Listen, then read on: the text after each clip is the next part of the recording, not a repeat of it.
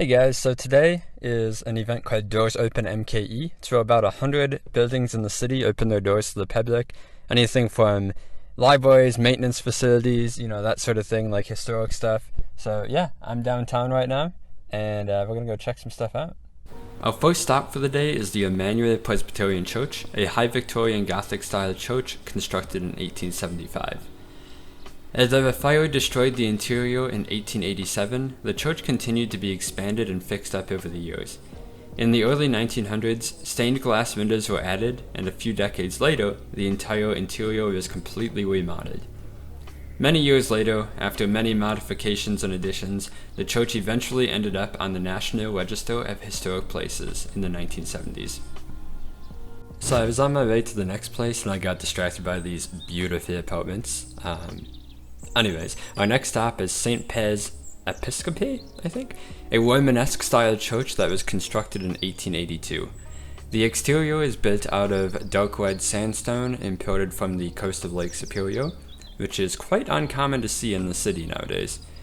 The stained glass, mostly added between the 1880s and 1910s, is just spectacular. In fact, the huge window in the front is actually believed to be the biggest window ever created by the famous Tiffany Glass Company, measuring about 22 by 32 feet. The church, perhaps unsurprisingly, was added to the National Register of Historic Places in the 1970s, and unlike the last church we went to, this one never suffered any fires, leaving the interior pretty accurate to how it would have looked back in the late 1800s.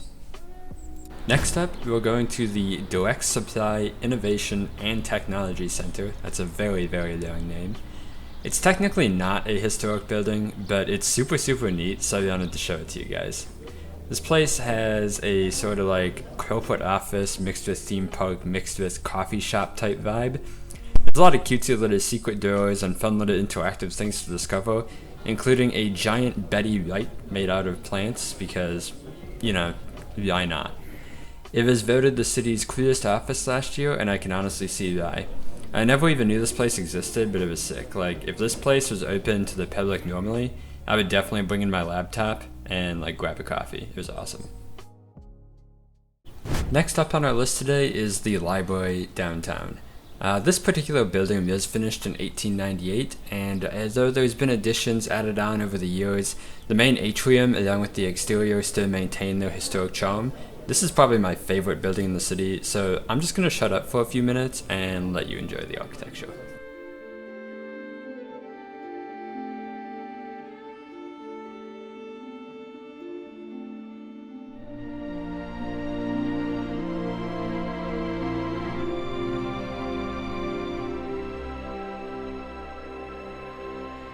The only tour that they're offering today is the Green Rooftop, which is a 33,000 square foot garden of greenery on top of the building. I'm not going to get super into details, but green rooftops provide a lot of, ecological benefits, so it was super sick to see that for me. And on a side note, interesting note, in 1929 the library actually shared space with the public museum, and the taxidermy department was home to a living, not dead, living lion named Simba, who liked to play on the roof. So yeah, that's neat. My last stop for the day is going to be the Skyline Music Theater, but it's a good distance away, so let's just take a hike through downtown and enjoy the sights and sounds.